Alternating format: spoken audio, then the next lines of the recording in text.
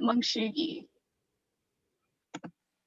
So we are all graduate students at American University, and we recently completed our first year at AU's Public History Master's Program. And for this event, we will be recognizing the history and the legacy of the Chinese Community Church as the oldest and the only Chinese church in Washington, D.C. First, Michelle Wong will be giving a presentation about the history of the church, and then Claudia Mengshi and I will discuss our work with 1882 Foundation. And then following both of those presentations, we will have a Q&A session as well as open discussion. So since we have a lot of members from the CCC here, we would like all of you, and we invite all of you to share your experiences with CCC as well. We also wanted to say at the beginning of the event that this event is both part of the Talk Story series at the 1882 Foundation, as well as in partnership with the Asian American Historic Context Study for Washington, D.C., which is the 1882 Foundation in partnership with the National Park Service, the DC Historic Preservation Office, and the DC Preservation League. And the Talk Story events are hosted regularly by the 1882 Foundation on different topics, where individuals can come and share their stories. And for the context study, which Mia will discuss more later, this works to tell the history of AAPI experiences in DC, and our research was within the theme of faith and religion, and more specifically, the Chinese Community Church. So to start us off, I'd like to introduce our presenter, Michelle Wong. Michelle is part of the fourth generation to have worshipped in the Chinese Community Church of Washington, D.C. Her great-grandfather and grandparents were some of the first to join the church in 1935. Though she has since moved from the DC area, Michelle continues to expand upon and tell the stories of CCC that her granduncle Lindy Liu, a founding member and longtime historian of CCC First Row. Michelle, thank you so much for joining us. I will now pass it on to you to present. Well, thank you so much, ladies, for the opportunity to present on the church I grew up in. I'm looking forward to sharing a little bit of the history that my Uncle Lindy was able to put together. And I've continued with writing some of the more recent history. Kenny, are you starting the presentation? Perfect. Well, I wanted to start with something from our founding pastor, Reverend C.C. Hung. And he said, "What is the Christian church? The Bible tells us that the church is divine and spiritual and existed as a fellowship which bound the true believers together with their Christ before its buildings and organizations became visible. The function of the church is to bring men to God, to help them believe in God, to love God, and to walk with God. The ultimate goal of the church is to bring man under the banner of God. Christ has commanded us to minister, not to be ministered to, and to love one another as he loved us. The church exists in the community as a servant of the community. We cannot deny this responsibility. We have heard this before, many times before, but to me, it is the best guiding principle I have yet found for the Chinese church and the Chinese community. Do all the good you can, by all the means you can, in all the ways you can, at all the times you can, in all the places you can, to all the people you can, as long as ever you can." And with that, our story begins. So in 1934, when two Chinese Christians, Dr. Pak Chu Chan and Dr. Tin Guan Ho, met in Washington, D.C., it can only be described as divine intervention. The 1882 Chinese Exclusion Act was still very much law in the US, which meant not only that the numbers were few, but also that the discrimination against them was high. The majority of Chinese, too, followed Buddhism, Confucianism, or Taoism. These two Chinese Christians became fast friends and together worshiped at many area churches, finding maybe 1, 2, perhaps as many as 6 Chinese Christians at each church. Dr. Chan then formulated an idea and a vision of having a unified Chinese church to serve the Chinese population that was scattered throughout the city. Now, her early historical records show that Chinese Sunday schools have been started as early as 1889 at Calvary Baptist Church, Other churches followed suit in the 1890s and into the early 1900s. Doctors Chan and Ho put together a proposal they brought before their American Christian friends who were part of the DC Federation of Churches. There was overwhelming support from the Federation, and in May 1935, the Chinese Community Church was incorporated in the city of Washington, D.C. The purpose of the church, according to its constitutional bylaws, shall be to carry on the usual activities characteristic of an institutional church, including educational, recreation, social, and religious programs. The search began for a Chinese pastor, which was divine intervention yet again, as Reverend C.C. Hung answered the call to move his young family from Detroit, Michigan to Washington, D.C. The opening service was held on Sunday, September 22nd, 1935, with nearly 200 people attending. Prominent people of that era were also present. They included Daniel Roper, the Secretary of Commerce, Dr. Alfred Sauke, the Chinese ambassador, Dr. Pak Chu Chen, director of the Central Hospital in Canton, China, the Reverend Benjamin Meeks, the president of the DC Federation of Churches, the Reverend William Darby, the Federation's executive secretary, the Reverend Eddie Ford, director of religious education at the Foundry Methodist Episcopal Church, and the Reverend W. Angie Smith, pastor of the Mount Vernon Place Methodist Episcopal Church. Reverend Hung preached his first sermon in English and then translated it into the Cantonese language. This became his standard sermon format throughout his career.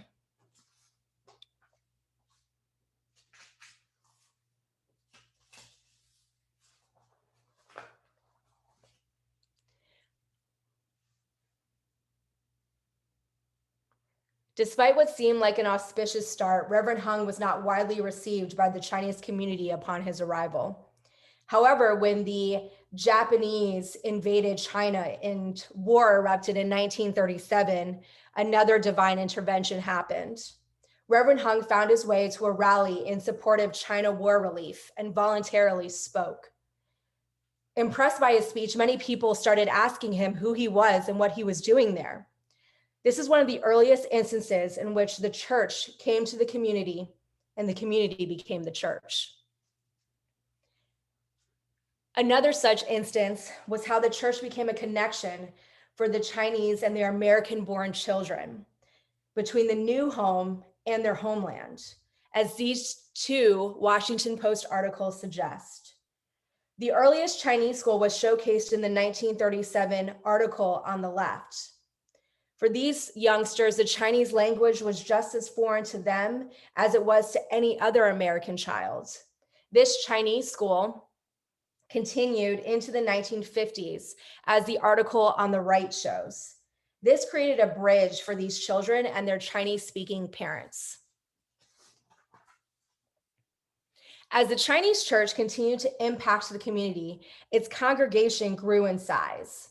Having spent their first few years utilizing the Undercroft Theater at Mount Vernon Place, the board of managers was convinced that it was not possible for the new church to carry out its expanded services in borrowed quarters. There became a need for a new and permanent home. The search committee of the trustees found a prospective property located just blocks north of the White House. Kenny, you can hit the slide. This was the McKay Smith Mansion at 1325 16th Street Northwest, located just blocks north of the White House. The board authorized its building committee to raise the necessary funds to purchase that property or any property that might seem best suited to the church's needs. The 16th Street property never came to fruition, though. Undaunted and more determined than ever, the search for a suitable property continued. Divine intervention happened again.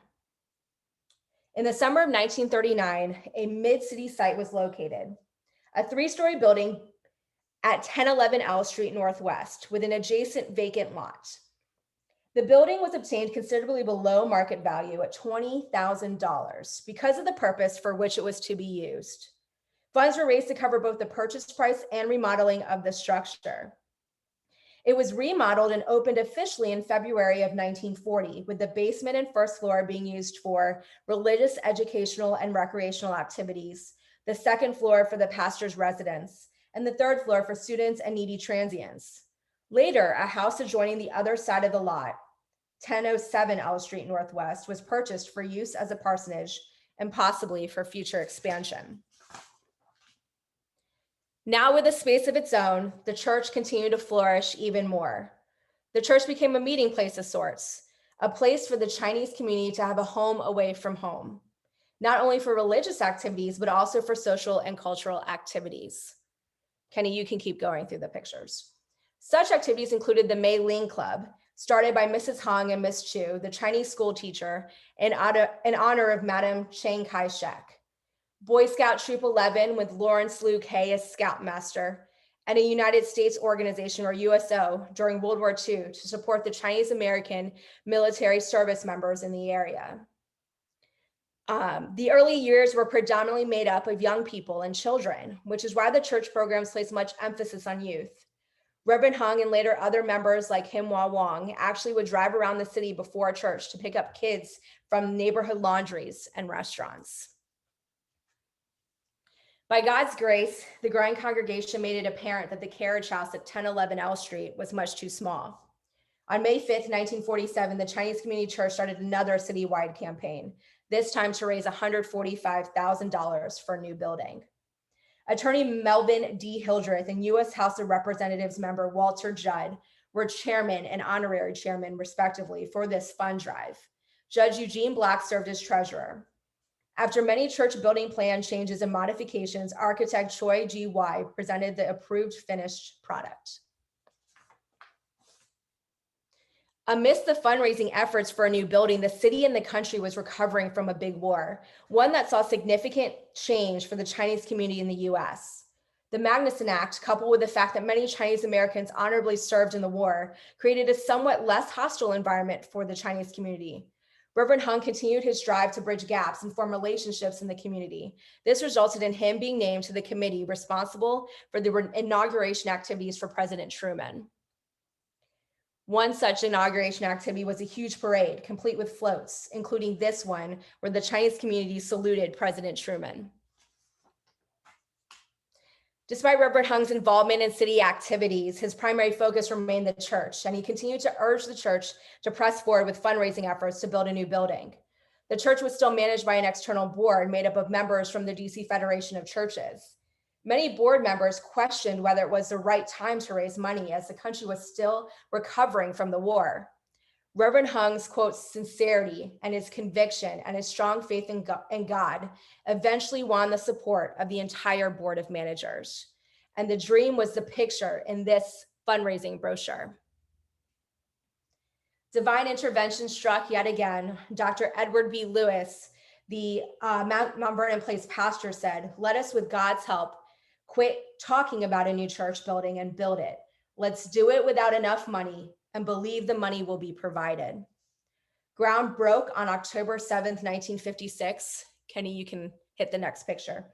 And during the next 14 months, CCC returned to MVP yet again while the new building was constructed. This is a picture of Dr. Lewis and Reverend Hung. And on October 6, 1957, Kenny, keep going through the pictures. Cornerstone ceremonies were held in the rain. And on December 22nd, 1957, the first service was held in the building. This was followed by an open house, a banquet, youth night, family night, and community night. The dedication services were held in April 1958. An education building was added in 1961.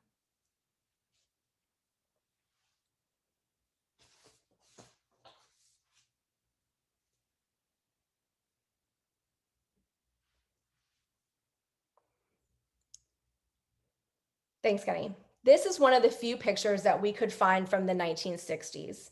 Many of the pictures we believe had been destroyed by a leaking roof. Towards the end of the decade, our beloved pastor, Reverend Dr. C.C. Hung, came down with a serious illness and could no longer lead us full time. The title Minister Emeritus was bestowed upon him in his retirement in 1971. Ending a 36-year stint as founding pastor of the Chinese Community Church. Reverend George Wan, seeking a graduate degree from the Wesley Theological Seminary, was named interim pastor in 1970. In February of 1972, the last mortgage payment was made, and a subsequent mortgage burning ceremony seen here took place. The Chinese Community Church, once a fledgling missionary project of the DC Federation of Churches, was ready for self-government. The Church Council prepared a new constitution and new bylaws, which was presented to and approved by the congregation in October of 1972. The chairman of the Board of Managers, Herbert Wilson, relinquished responsibility and passed control and his personal blessings to the official board of the Chinese Community Church in December 1972. Can you please go to the next picture? This is the Board of Managers, and this is the first official board of which Richard Lee was the first chairperson. Now, during these years of transition, our congregation experienced that pastors may come and go, and even our beloved pastor, Reverend Wong, had to step down. But this is our church, the church of our parents, and the church of our children. It is up to us to keep the church going and growing. Divine intervention prevailed again when Reverend Daniel Wong from Calgary, Canada, answered the call to become the second full-time pastor of the Chinese Community Church. He was instrumental in establishing the after-church service lunch program, a congregation participation program that still exists to this day. In April 1973, the church was actually chosen as Church of the Month by the Council of Churches of Greater Washington, commended for culture and educational activities and concern for improvement of the general community. The church continued its work in the community when board members started two programs, one of which is still in existence today. In 1975, the Chinatown Service Center was built to serve the local area Chinese community. In the later part of the decade, the Valley of Hope project was designed to help support the flood of Asian refugees that came after the Vietnam War. Both these programs serve to accommodate, acclimate, and assimilate these new DMV residents to American culture. They connected them to counseling, to housing, social services, health services, education, and job opportunities. In the 1980s, the church continued to grow, and a new balcony was built and dedicated to accommodate the growing numbers. This is a picture of the balcony dedication ceremony. 1980 also marked the 40th anniversary of the church. During this Ruby anniversary, November became the designated anniversary month, and Thanksgiving Sunday, the anniversary Sunday. During this time, while there was still a big focus on developing the spiritual and social lives of the church, especially the young people, there became a need for a group for senior citizens. And here you'll see the founders of the Chung Pak Fellowship, a senior citizen fellowship, giving the church their 40th anniversary gifts. Later on in the 1980s, Reverend Judy Chin became the first female associate pastor of our church. Approved by unanimous vote by the official board, she was ordained at CCC and served faithfully until 1990. Reverend Man King Cho had been the church's first seminarian in 1968, and he returned to the church as a senior pastor in the mid-1970s.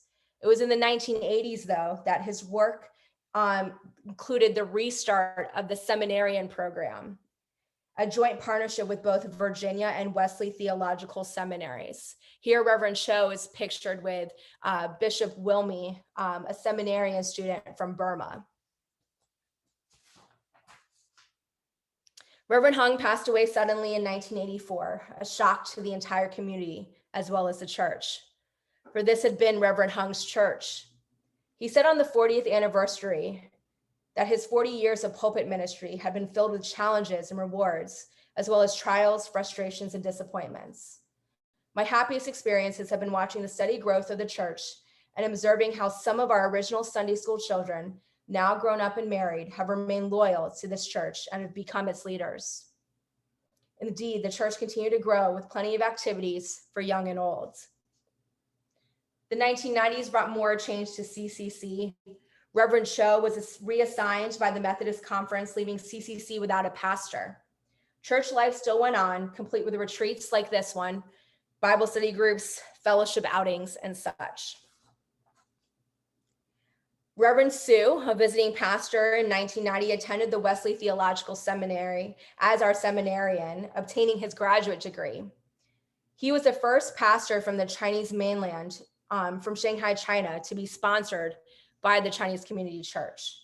After obtaining his graduate degree, Reverend Sue returned to Shanghai. He subsequently founded and established the East China Theological Seminary. Pastor William Wong joined the church as its next senior pastor in 1991. Reverend Sharon Butt joined as associate pastor in 1992. And with the congregation outgrowing its space again, they led CCC back to MVP in 1994 in a joint ministry venture. MVP was led by Dr. Carol Gunkel there on the right. This was the third time CCC held services at MVP. And here the church continued to grow with a variety of programs like the next one pictured.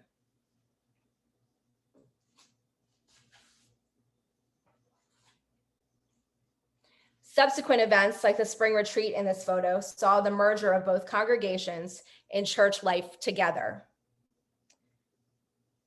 Now, during the 90s, separate services started to be held for both the Cantonese and the Mandarin speaking congregations. They were held in Mount Vernon Place's chapel. In 1999, Greg and Luna Chen, pictured in the middle there, along with a couple others, started the Mandarin congregation. They invited retired pastor Reverend Andrew Shen, pictured on the left, to help shepherd their growing flock. The Mandarin congregation received its first official full-time pastor in Joanna Xu, who was commissioned by CCC in 2016 as a minister of the gospel. And there she is pictured on the right. On January 3rd, 2003, Pastor Charles Koo from Philadelphia accepted the call to lead CCC. Again, the Chinese Community Church continued to grow and started looking at options to renovate the L Street property. Still a big part in the community, CCC's needs grabbed the attention of other parties. Divine Intervention saw a complicated business deal among a hotel group, a neighbor church, and CCC happen. In 2006, CCC had found its new home at 5th and I Street. The building seen here was originally an Assembly Presbyterian church built in the 1850s. It became home to Ohev Shalom in 1906, which is in the next picture. And in the next picture, it became Corinthian Baptist Church in 1957. After 3 phases of renovation, including the restoration of the original brick and the Italian-style tower and cross, the church building was finally completed in 2009. Here, the Chinese Community Church of Washington, D.C. continues to make her home, opening her doors to the community, focusing on the worship of God, the fellowship and learning of God's people, and service to the community. And I conclude as I began with one of Reverend C.C. Hung's favorite quotations. Consider the turtle. He makes progress only when he sticks his neck out. I think this sums up the history of CCC very succinctly. The church has grown and flourished as a result of God's divine intervention and God's people sticking their necks out, despite any obstacles they faced. Thank you for your time.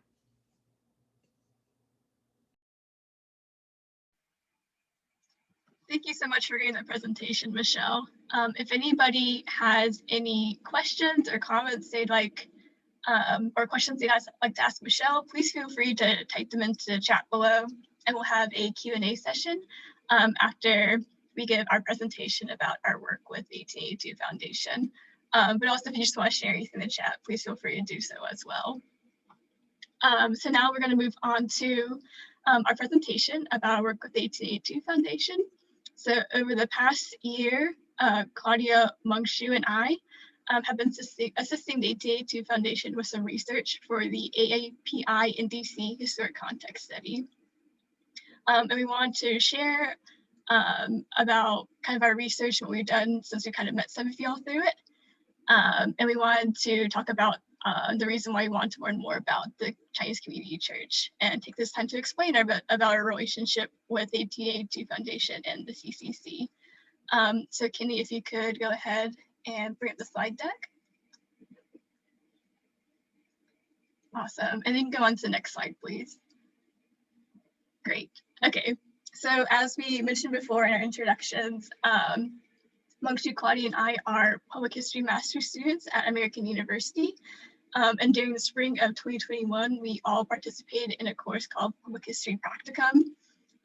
During this course, students partner with organizations throughout DC, such as DC Preservation League, DC Public Library, Charles Sumner School Museum and Archive, as well as the 1882 Foundation.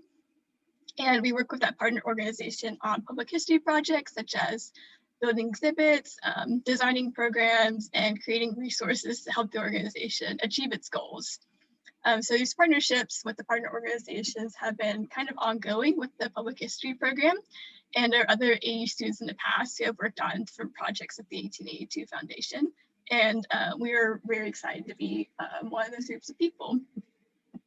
So students can kind of express their interest of the organization they wanted to work with. So our professor, Dr. Dan Kerr, reached out to us about potentially working with the 1882 Foundation due to our research interests. Claudia, Mungshu, and I have all had backgrounds and personal interests in studying AAPI history. And so we were excited to be partnering with the 1882 Foundation with the practicum course. And we enjoyed it so much that we decided to continue working with the 1882 Foundation over the summer as interns. Next slide, please, Kenny.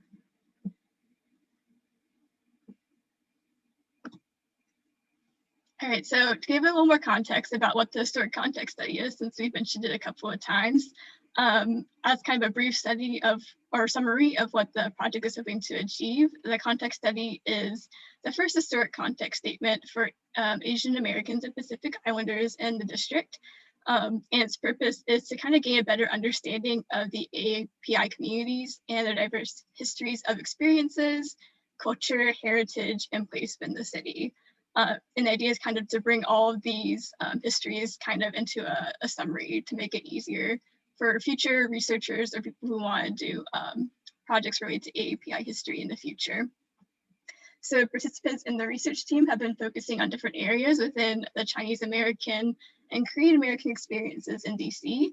This has included doing some research on family and merchant associations, the Wallach House, the Union Market and Florida Avenue area of DC, as well as this summer, Claudia, Mungshu, and I are doing additional research on some military history, which we might have reached out to a couple of you about who are related to that topic.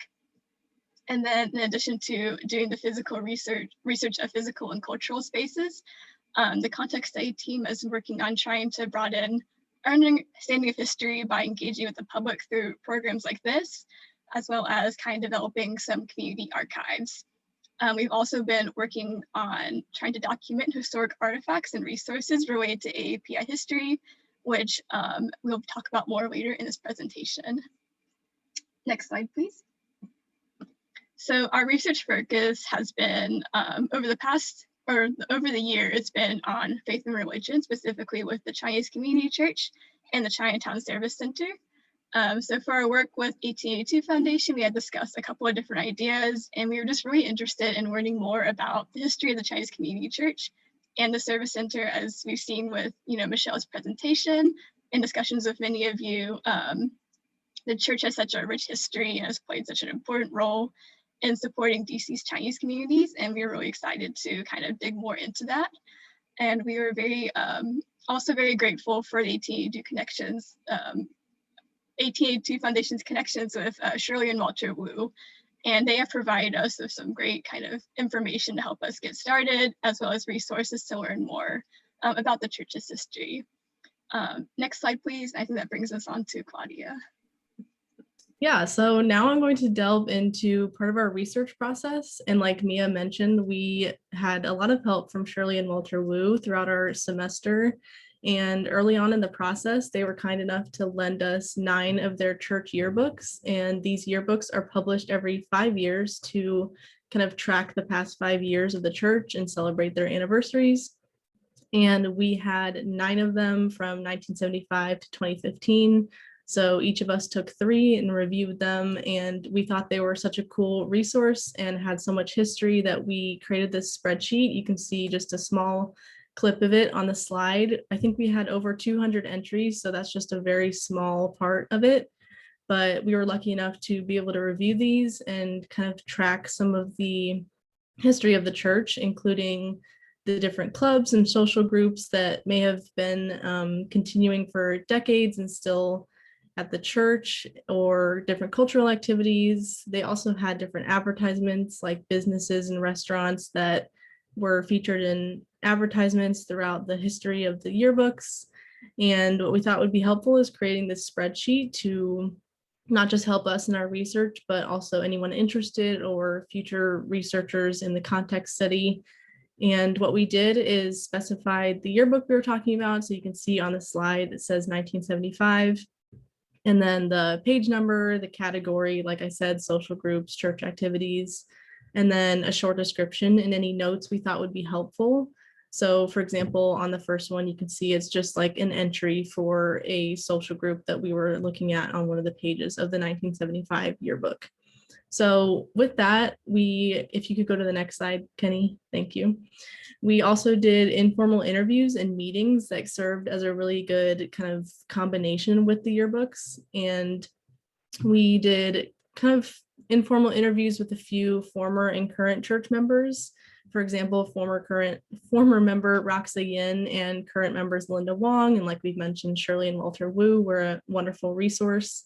We also attended 4 of the church Sunday school meetings where the members were kind enough to let us join and take notes, and people would give their personal testimonies about how they got to the church and their experiences in the church, and really any other experience they wanted to share.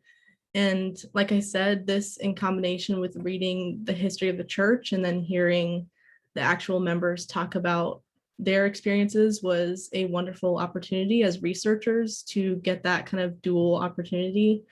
And we were able to kind of, again, track the history of the church and hear about it from the church members themselves, some of whom had been there for decades. And just finally getting to have these 2 parts of our research throughout the semester work together, hearing about like the intergenerational and multicultural history of the church was a really interesting experience. And with that, I will throw it to Mungshu. So yeah, I will talk about the rest of our practicum deliverables. So based on our research from the yearbooks, like Claudia mentioned, we create a timeline recording the important dates of the church history. We also included important dates in DC history as well as the US national history, mainly related to the AAPI community in order to give more of a context to the timeline of the church. And next slide, please, Kenny. We also wrote a historic profile of the Chinese community church. In this profile, we sort of talk about 7 themes that emerged in our research, and including building history, congregation history, community service, education, immigration, military service, and the church's connection to business. And finally, we each wrote a blog to share our research with the wider public. My blog focused on the CCC history, Mia's blog focused on our research process, and Claudia focused on the Chinatown Service Center. And these blogs were published on the Contact Statements website, AAPN DC, if you're interested to take a look. And next slide, please. So during our process of researching and documenting the history of Chinese community church, we came in contact with many church members who provided valuable sources and helped us learn and record its history. In the course of our research, we understood that as the oldest Chinese church in DC, CCC has historically played a role in the early development of DC's Chinese community. It is extremely important to preserve and tell the stories of CCC because they represent a vital community of DC in action. So this concludes our presentation. Now we can go into the Q&A section. Michelle will be answering any written questions that you sent in during her presentation. And you're also welcome to unmute yourself and ask any questions to Michelle or other church members here in this section. Thank you.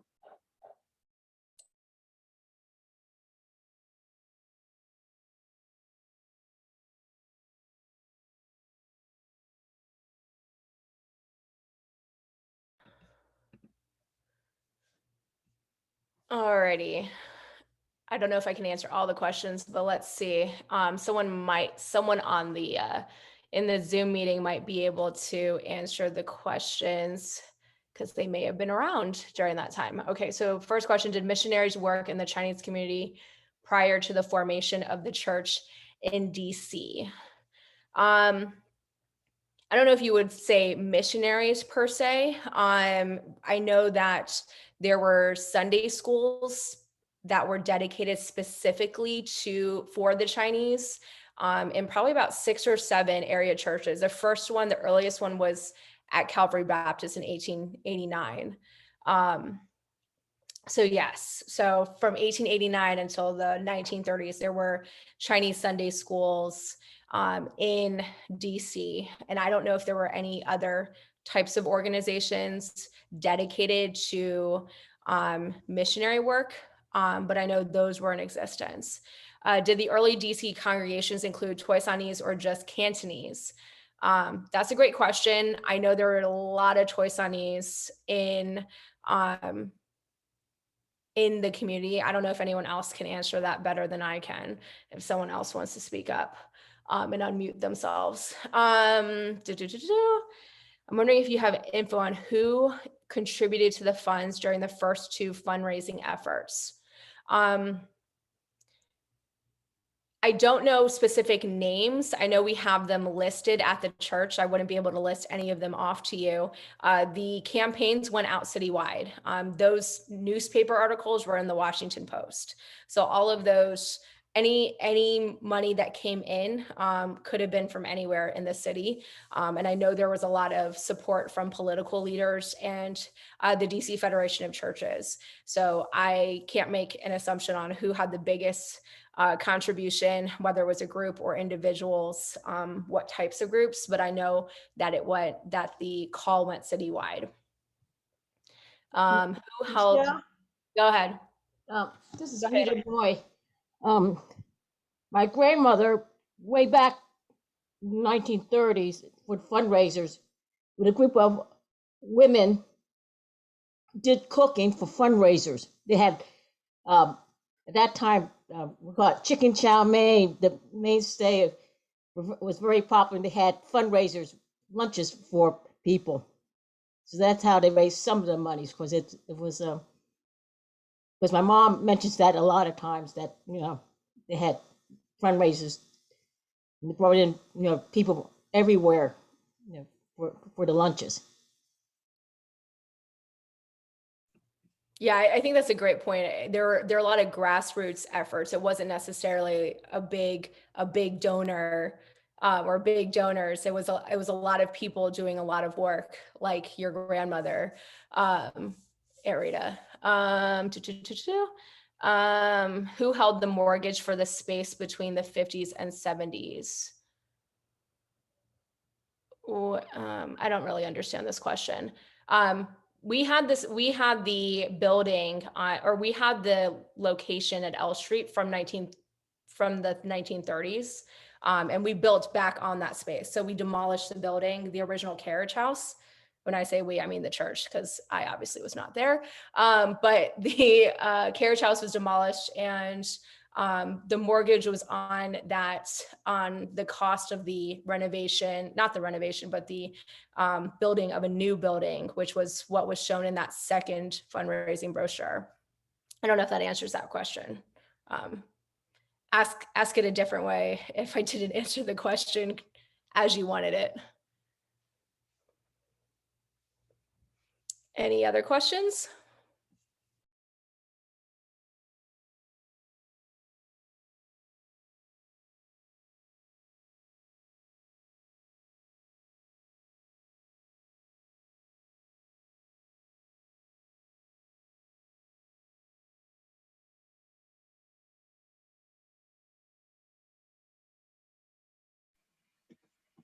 Yeah, as Jen mentioned in the comments, if anyone wants to kind of add to anything Michelle has said or ask any questions, feel free to either type in the chat or unmute yourself. And it'd be really great to hear other people's, experiences at the church too, since I know there are a lot of church members here.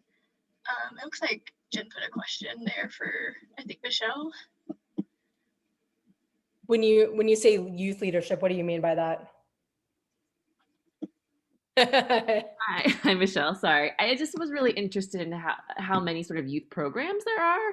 And I was just wondering if you could speak to sort of the breadth over time, I guess history and I guess present day too.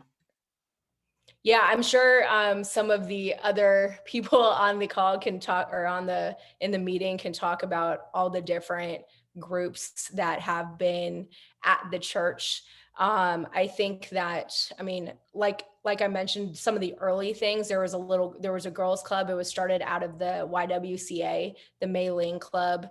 There was, my grandfather was actually part of Boy Scout Troop 11, which was, in the 1930s and 40s, which was started by Lawrence Luque, who was unfortunately killed in action in North Africa during World War II.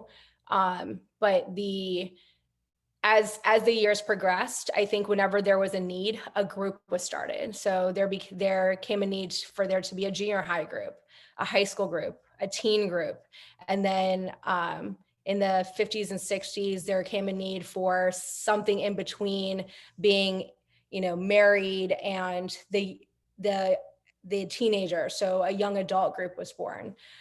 So I think whenever there was a need for a group, it formed. I mean, even more recently, there was a need for a group that neighborhood kids could be a part of, and that was the birth of Cool Church Kids in the last decade and a half, probably. And the youth fellowship has been a mainstay for decades now too. So hopefully that helps. I don't know who the lender was for the mortgage payment. My dad might know. I don't know. I think my dad is in the meeting. Okay.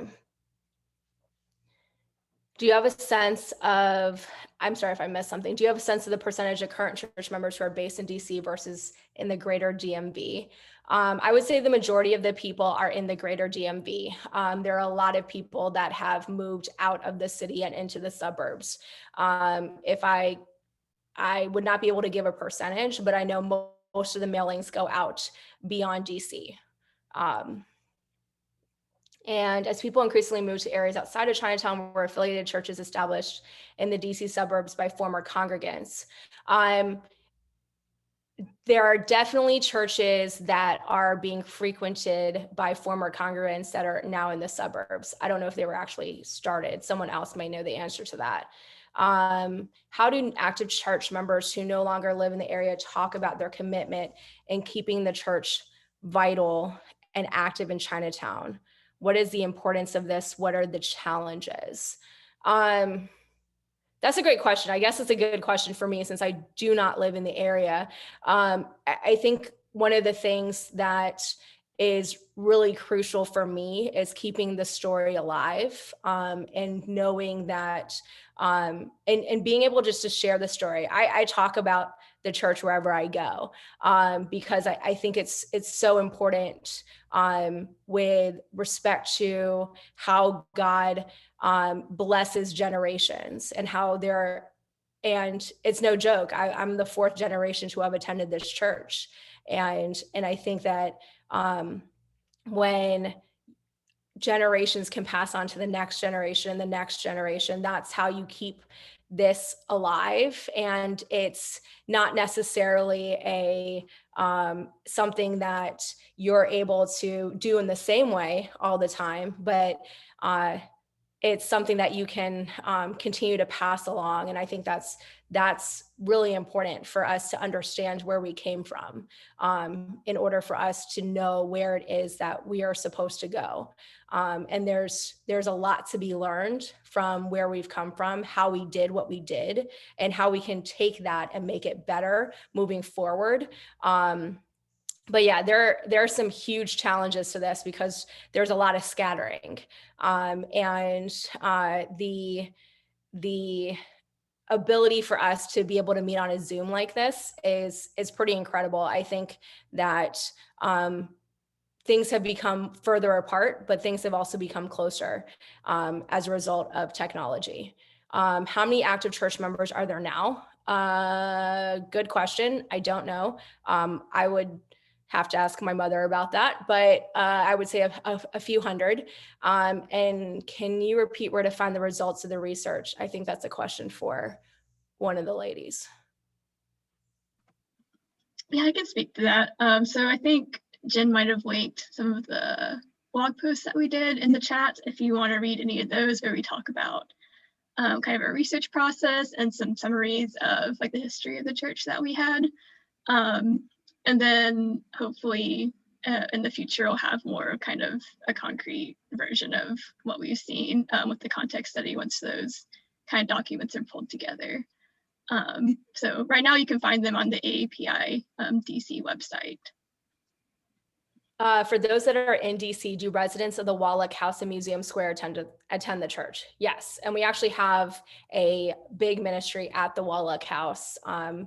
Bible study classes and other classes are held at Wallach House, and the Wallach House is around the corner. When we were meeting in person, many of the residents would just walk over for service.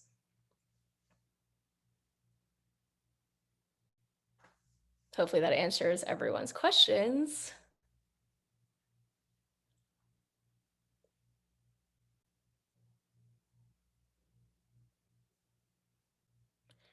Do I think the church is still growing and has the potential to continue to grow? I believe so. I think the growth can be measured in two ways, right? Growth can be measured in numbers. Growth can be measured in the spiritual impact, the spiritual growth that people have, right? And I think that there's the fact that the church is still standing, there are members that are still active, means that the Spirit of God is still alive and well in the church. And in any organization, any church, you're going to have growing pains, you're going to have frustrations, you're going to have things that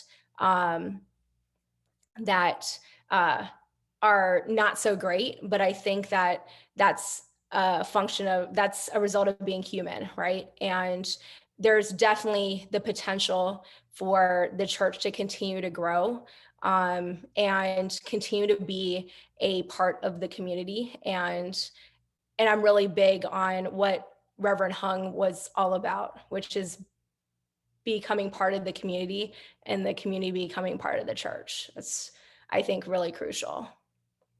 But yes, please have other people talk besides Michelle.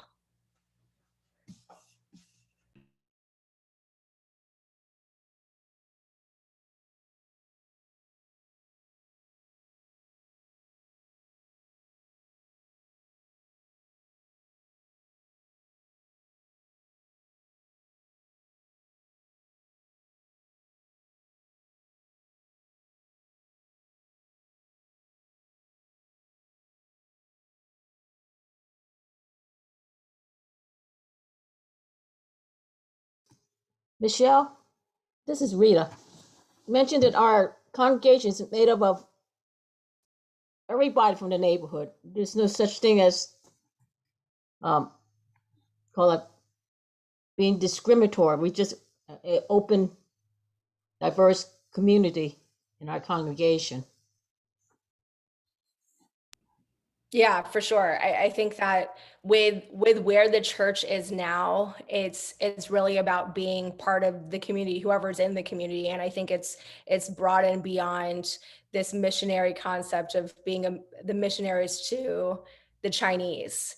And I think one of the things that was really crucial in that time frame in the 1880s into the 1930s and 50s into the 50s was that there was this sense of, that they were not able to be part of the culture, right? And so, but I think that this is the time where the church can be part of the community, and you can look like anything and you can be like anything. You come as you are, and it's no longer just the Chinese community, right? There are some Chinese traditions and history, but you don't have to be Chinese to be part of the church.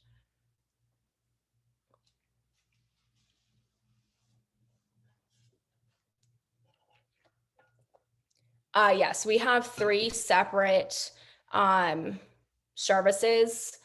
We have a Cantonese service, an English service, and a Mandarin service. And we actually host 2 Mandarin services on Sundays and 1 on Tuesdays.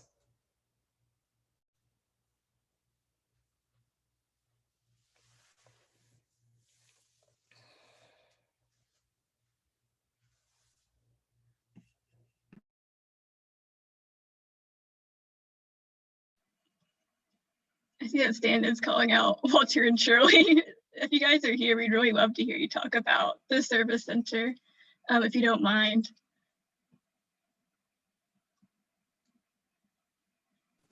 Okay, Okay. where am I? I have 1 minute here. Okay, the sound's on? Yeah. Okay. Oh, okay. Yeah, of course, the service center is really a vital part of the church. It does serve the community the best we can. Amazingly, with only 1 paid staff member, and all of us are volunteers, trying to do our best to answer questions, to help the Chinese immigrants who don't speak English very well, to provide social services, to help them get needed medical help, to enroll their kids in school, or just to answer general questions. Yeah, it's a very important part of the community. And though some of the people do go to church, a lot of people don't. And they just hear about us, through word of mouth because of other people telling them that, where can I go? The first place when they move in is they need to sign up for many things. And where do they come? And somehow they find their way to us. So we do meet a lot of new families in the beginning. Sometimes they come back, sometimes they really don't. And then we're proud to have our English classes, our citizenship classes that have been ongoing for a long time. It's been difficult, especially with the pandemic, not to meet in person. Also on the social service side, because they're used to just coming whenever they want to. They're not known to plan ahead of time. So we'll see what happens when we open up. And also for our classes to have Zoom classes. And it's not that easy for them. A lot of them they don't do email, they don't have a computer, but they do have a smartphone. So we've been able to somehow have that. And luckily we have a good volunteer who's able to help. And then other volunteers have stepped in to maybe do one-on-one, so they can do Zoom or sometimes even just on the telephone, even though that's a class, we count that as a class also. Yeah, so we've been there a long time. And our purpose is to help social services acclimate Chinese residents to the American. And, if they come to church, it's wonderful. They understand it is the church. Actually, they don't associate the center as a separate entity. They can consider it as the church, really. Good. Here. Here, Daddy. Well, sure. Yeah, let me just say that Shirley and I have been members of the church for, I guess, over 40 years. And yeah, it's really, the church provides a valuable community, valuable service for the community and so forth. And of course, we're very active in the service center. We believe that the church should not just service the members and come to know God more and so forth, but we believe in outreach. Really, we believe the church has a very important role in having a greater presence in the community, basically.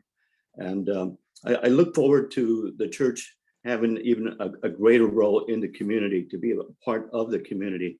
Sometimes it's very difficult, I know, for outsiders to come to our church, but I think we try to be as welcoming as we can, and people do come, but I think the church does face many challenges, really. I think many of our leaders are getting older and so forth, and we need to encourage the the younger generation to step up and take a lead. And it's not easy to do. We basically are about 200 members in our church, basically. And of course, during the major holidays and so forth, we can almost increase that maybe to possibly 400. But in terms of the average Sunday, we don't really have as many people as we would like to come. And then parking is always a very difficult issue, really, in terms of having people to come and find a place to park and come to the church and so forth. But anyway, the church has rendered a very valuable service to the community, and look forward to continuing our involvement in the church, and hopefully help the church grow more, and obviously to reach out to immigrants. There are still many immigrants in the area. Sometimes we look to Chinatown and we see that Chinatown really is not that vibrant. There aren't that many restaurants anymore, but there are still a lot of people, immigrants especially, who work in the service industries, like in the hotels and so forth. 3 public housing projects in the area, and many of the immigrants live there. And so they do look to the service center and to the church, for hope and so forth. But anyway, thank you.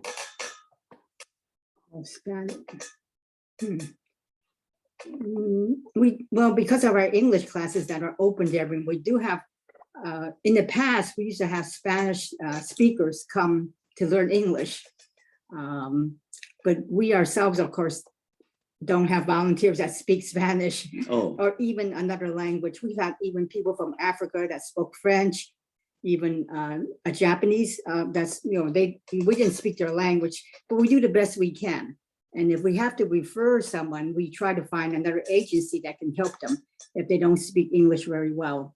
I remember one time we had someone from Russia come and that was difficult. And then actually there is a Russian church somewhere, and we found the name of that. And we say, why don't you call that church and see if they can help you? But we can't do everything. But we try to do our best to refer people to the appropriate places.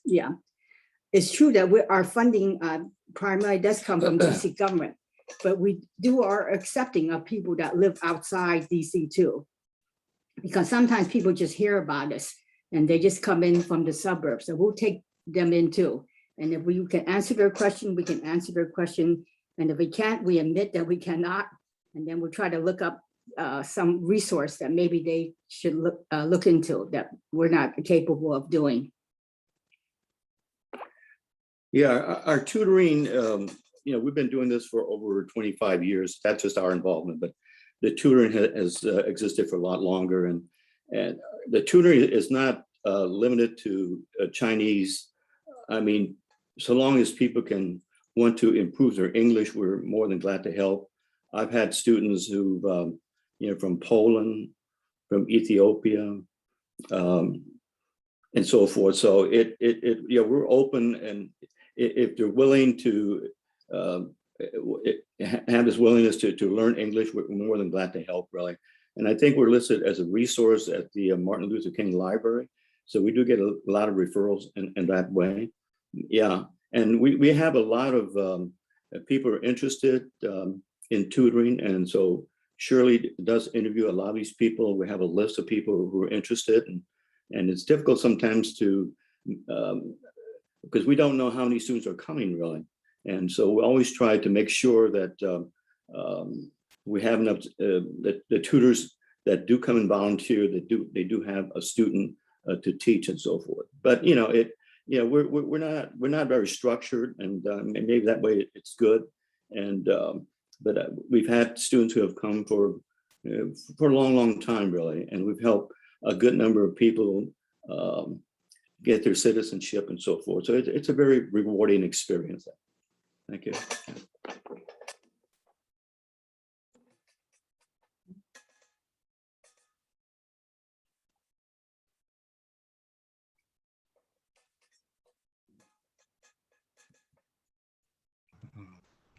Thanks for speaking out, Walter and Shirley. I didn't want need to embarrass you by calling you out, but you. Oh, No, that's okay. We're always so happy to see that. But you're such important people in the community, Chinatown community. So, and you offer so much, and so I just had to call you out. So thanks for opening up and telling us that information. Oh, Sure. no, Yeah. Stan's a very important person in the And for community. and for myself, you know, I'm been in with the 1882 Foundation for a long time now, and I know that Chinatown is a real priority for the 1882 community, and the church is a vital part of the community, and so, you know, I think we in this community on this call need to be supportive of the Chinese Community Church and the Chinatown Service Center, because, you know, that to me, that church and that service center are sort of the epicenter of Chinatown, in my opinion. You know, you guys are the ones that keep the cultural touchstone alive for all of us, you know, who moved out of Chinatown or whatever you want to call it, and don't have physical connections anymore. You know, you're keeping, you know, the story of Chinatown alive for all of us. And I think that's important. So I think it's very important that this study has been done.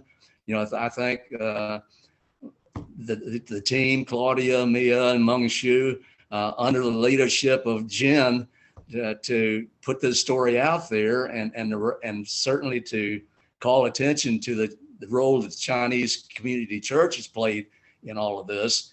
And so, Jen, I really would like you to speak out more on what some of the overall broader missions of what you all are doing in Chinatown, in bringing out these stories and letting the audience know a broader picture of what you are doing in this contextual study here. Speak up, Jen. I'm calling you out too. Thanks, Stan. You're a great facilitator, Stan. Yeah, so all of this, one, I think it's important to note that without sort of the community leadership support and cooperation and coordination with like Michelle and also Walter and Shirley, we can't really sort of surface and make visible these stories in Chinatown, right? And of the Chinese American community, the Asian American community. So I think this partnership over the past few months of Walter and Shirley and the relationship with 1882 Foundation being a really important avenue for students, researchers like Mia, Claudia, and Meng Shu to be able to do this public history work. And I think across Chinatown and neighborhoods just like it, I think often the lack of visibility of these stories and histories creates an incredible burden, right, on our neighborhoods.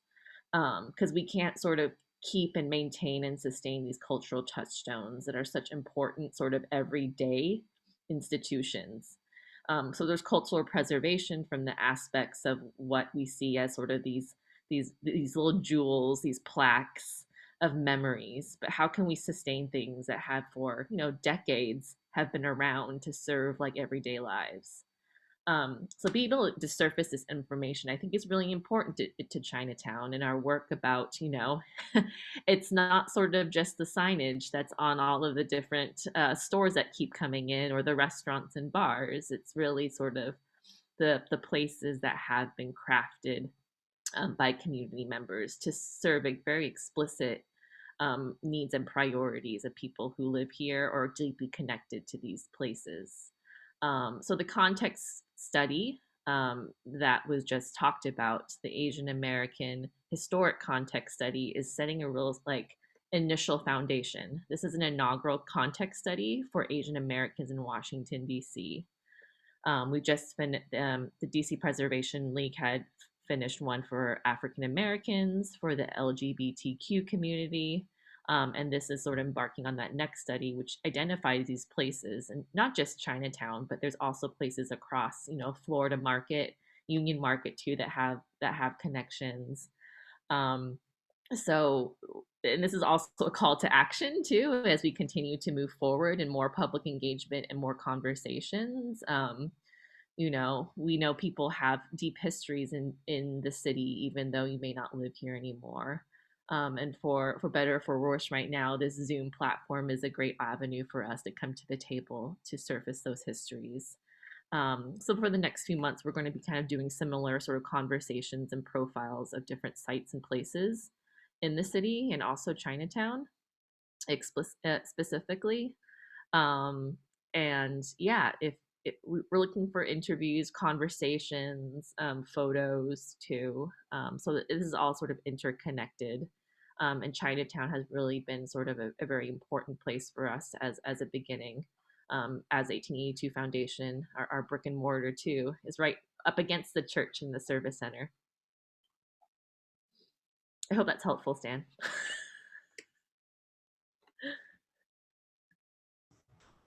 No, thank you, Jen. I didn't mean to take over facilitator. Amelia, you're doing a great job as facilitator. So I just no, thank you. Thank you, Stan. You are a great facilitator. I agree with Jen.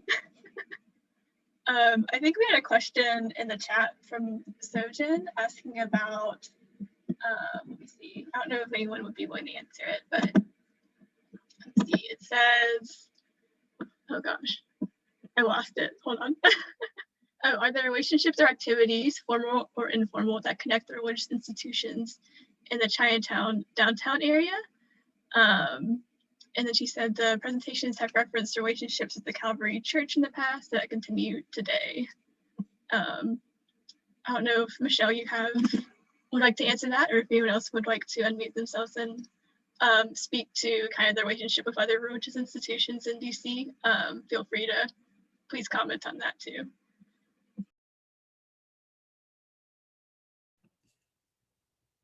So there is this kind of, I don't know if I would call it a formal thing, but there's the downtown cluster of congregations, which most of the area churches are a part of.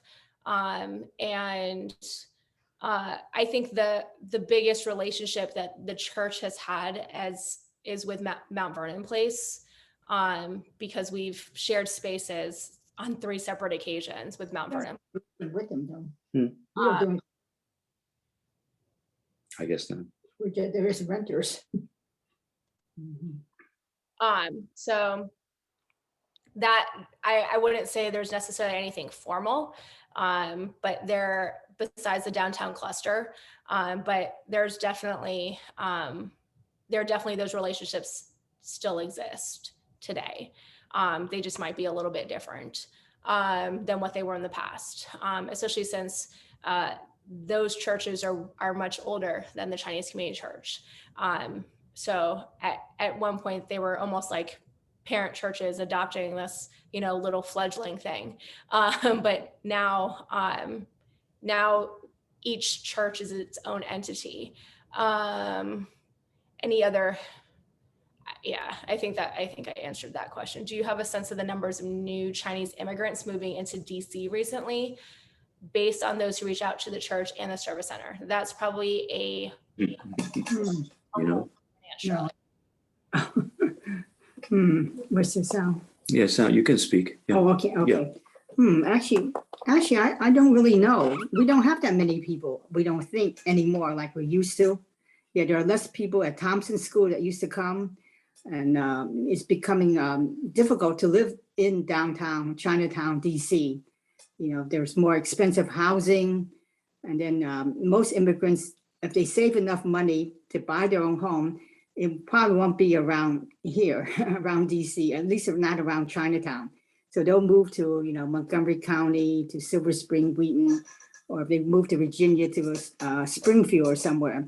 So I don't know how many. We don't have that many new families. And then recently, because of the pandemic, and then we've only had the cost transfer to this the other Michelle who works at the center, her home. And I think only so far I can tell there's only been the usual people, but not new people. Now, I don't know when we open, will that happen? Will people start coming out? or to see us in person. Because I think most people like to do that better than calling on the telephone. So I don't know if there's that many people really. Okay. Yeah. Okay.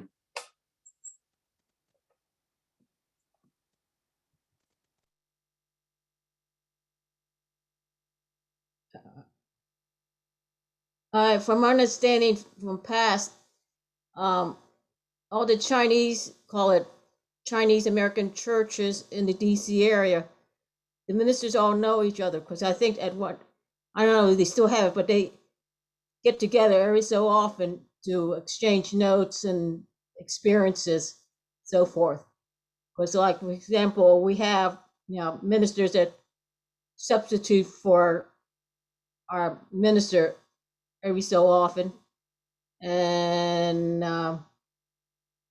another fact that, to let you know, Reverend C.C. Hong started, we call it, what is known as the, a conference of all the North American Chinese churches called CONFAB, which met every 3 years. Well, we no longer have it, but I think the last one was in the early 2000. But there were churches from Canada, as well from San Francisco, Philadelphia, and of course, Washington, D.C., and members as well as the ministers attended this conference to exchange notes and just to get together of the different churches at different locations every 3 years. So this was a good way to know what was what the status of the Chinese American churches in North America was.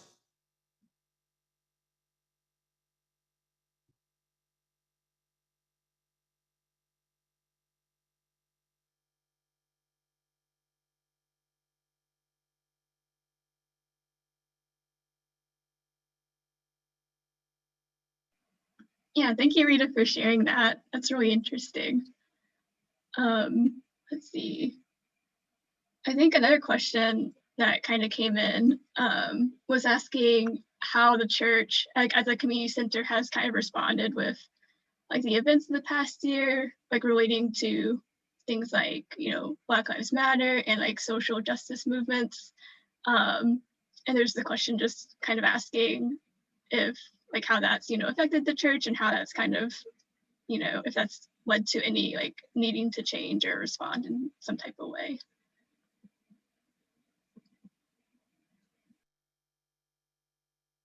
If no one wants to answer that, that's fine too. I think it was just a question that came in.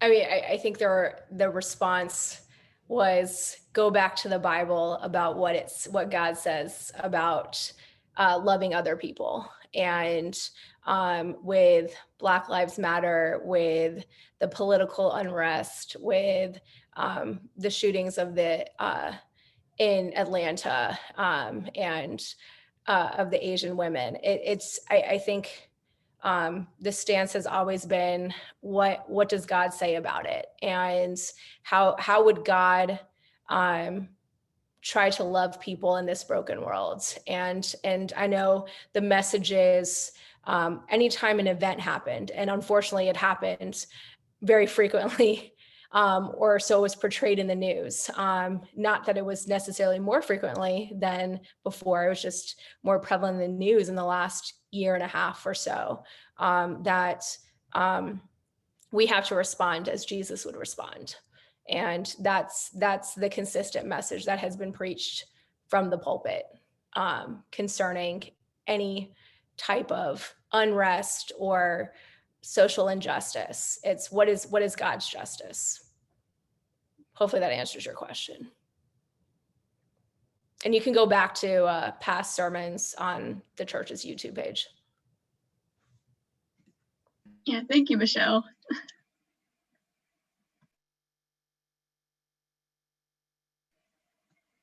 So I think we're hitting past 12:15, which was a scheduled program. So I guess this concludes like the formal scheduled program part, but if anyone wants to stay on and ask any other questions or has any other comments that they want to share, we'll stay on here for the meantime until everyone has their questions answered and everything.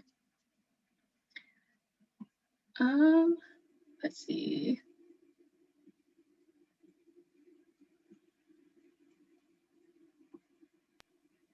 I think I had a question. Yeah, from Sojin.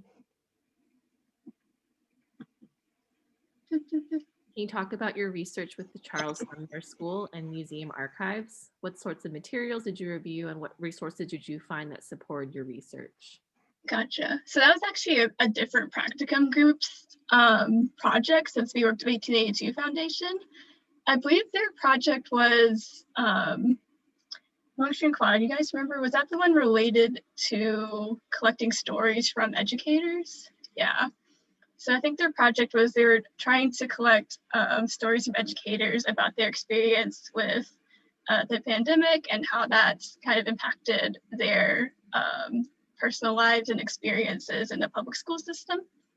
So I don't know if they have collected any yet, but that'll be a forthcoming project.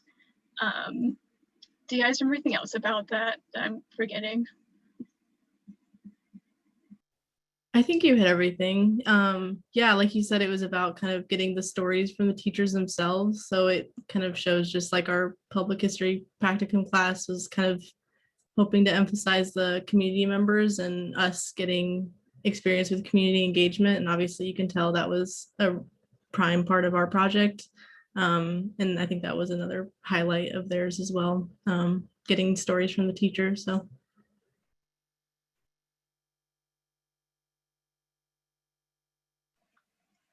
Let's see, there's a question from Julia asks, do you have a sense of the numbers of new Chinese immigrants moving into DC recently? Did we already ask that question? I can't remember. Based on who reached out. That might have been an old message. I'm sorry. Let's see. Yeah, that might have been all the questions. Unless you guys see something that I can't see, but awesome, thanks, Julia. But yeah, thank you so much, Michelle, for talking to us about your research.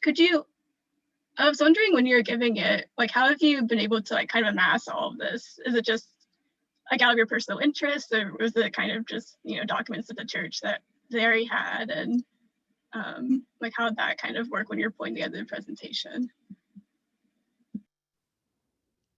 Great question. I've been working, so my Uncle Lindy, he wrote the bulk of the material as far as the written history. He sent it to me, I edited it and started adding to it based on, so I don't remember when he was last the historian, but I started adding the years after he finished adding years. And then there's our church historians have in the recent past have started pulling together pictures and videos and other items. And so we have our archives in the church building. And so they've been painstakingly scanning and pulling all this information into a digital format.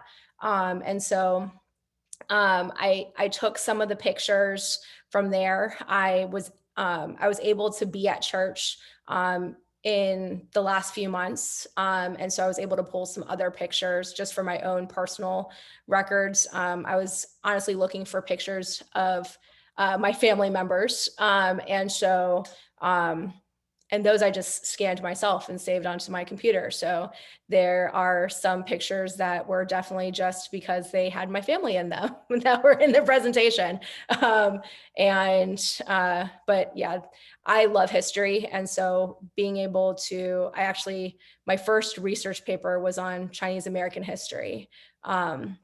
in the 1800s. And so this has long been, and I was in high school a while ago, so this has been long been a passion of mine and an interest of mine. So, and it's fun to learn about your own history and how you came about to be where you are. And especially in the context of global history. It was so fun looking at Reverend Hung being part of the President Truman's inaugural activity committee, because that's, I mean, who can say that they worked on, you know, the inauguration committee, especially in that time. He was obviously the only Chinese person on that in that list. So and that was a really cool image. Sorry, go ahead. No, I hope that answered your question. Yeah, that was great. What was your first paper about? It was actually about the railroad and how the birth of the railroad. So I basically started in 1848 with the gold rush and how that prompted a lot of Chinese to come to the United States. And that was prompted by my own history and hearing about my great-great-grandfather wanting to come work on the railroad. And he unfortunately never made it to the US. He got shipwrecked on his way from China and ended up in Canada. But thankfully, he was still alive. Otherwise, I would not be here. That's what prompted it, because it's always interesting for me to see where I come from. And my paper was specifically about Chinese women in that era, because there weren't a lot of women in that time frame.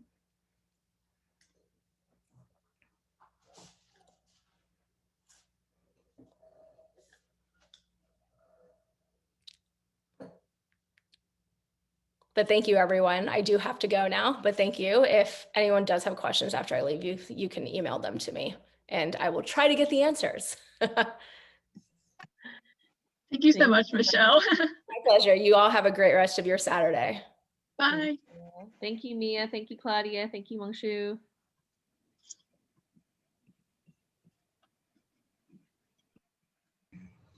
Yeah, I want to thank everyone too. You guys made a great presentation. Michelle, thank you very much. And Mia, Claudia, and Mongshu, thank you so much for all your work you've done on this, Jen. And also the behind the scenes people here, Kenny and Julia. Thank you for facilitating the conversation today. And it was a great conversation. I really think it's very meaningful. Keep doing these events and maintaining the stories that are there and need to be told and remembered. So thank you, everyone. On behalf of the 1882 Foundation, since Ted's not here, I guess I can speak for Ted in that regard. So thank you so much, and we'll look forward to your further research on everything. So I don't know if are we concluding the meeting now? I think so, unless anyone else has something they want to say. But I guess we'll officially conclude now. But yeah, thank you guys so much for being here. It was great to hear Michelle's presentation and hear from all of you who spoke. So yeah, thank you. Thank you, everyone. Thank you. Bye. Goodbye, everybody. Also record